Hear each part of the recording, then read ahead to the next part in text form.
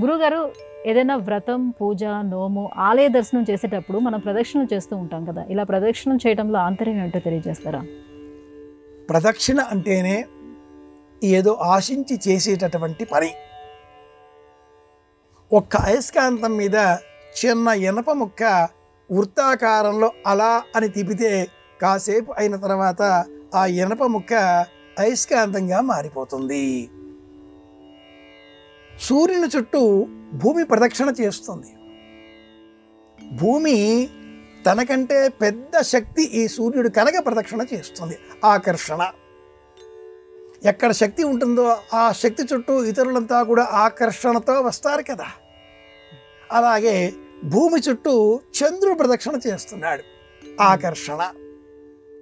ఆలయానికి వెళ్ళిన మనం మనకంటే కూడా పెద్ద శక్తి ఈ ఆలయంలో ఉన్నది అనేటటువంటి స్థిరమైన విశ్వాసంతో ఆ దైవం చుట్టూరా ప్రదక్షిణ చేస్తూ ఉంటాం.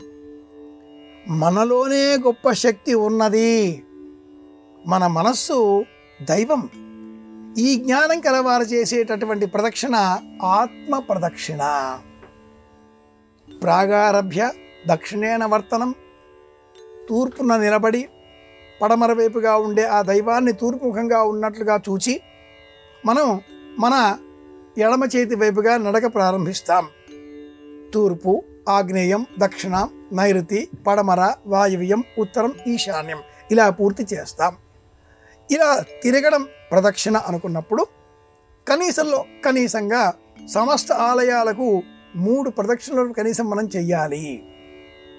సత్వ రజస్తమో గుణాలకు ఈ ప్రదక్షిణలు ప్రతీక.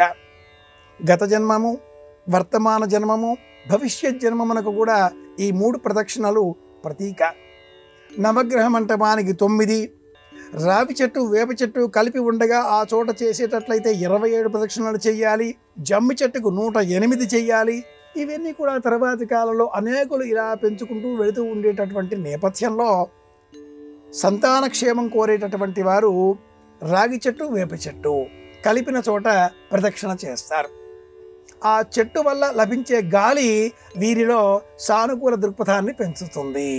ఆశావహ దృక్పథాన్ని కూడా పెంపొందిస్తుంది. కనుక ప్రదక్షిణలు ఎప్పుడూ మంచివే.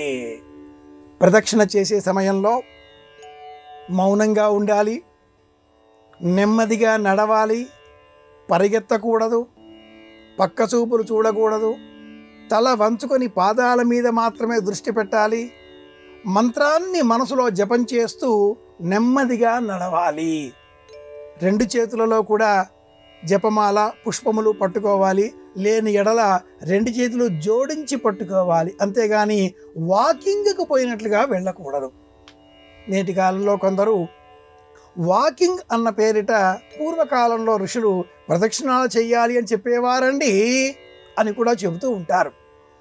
ఆధ్యాత్మికపరమైన ఆలోచన వేరు, దైహికపరమైన ఆధునిక దృష్టి వేరు. వాకింగ్ చేసే సమయంలో ఆ అడుగులు వేయాలి, అలాగే చేతులు బాగా దూరంగా ఊపాలి. సైనికుల వలె మనం నడవాలి. ఇందువలన ఆరోగ్యం చేకూరుతుంది. దీనికి పూర్తి వ్యతిరేకం ప్రదక్షిణ చేసే విధానం. నెమ్మదిగా నడవాలి, అడుగులో అడుగు వేసి నడవాలి. ఇది నేపథ్యం.